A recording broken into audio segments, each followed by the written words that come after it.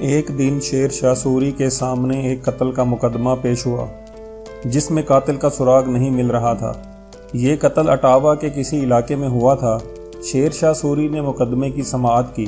اس نے اٹاوا کے شکدار کو حکم بھیجا کہ جس علاقے میں قتل ہوا ہے اس کے آس پاس واقع کسی درخت کو 2 آدمی بھیج کر کٹوائے، اور جو سرکاری عامل اس درخت کے کاٹنے کی اطلاع پا کر آئیں انہیں پکڑ کر ہمارے پاس بھیج دو۔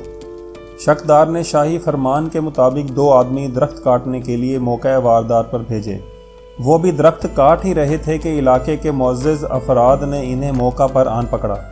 سادہ کپڑوں میں ملبوس اشخاص نے درخت کاٹنا چھوڑ دیا اور ان معزز افراد کو پکڑ کر بادشاہ کے دربار میں پیش کیا گیا۔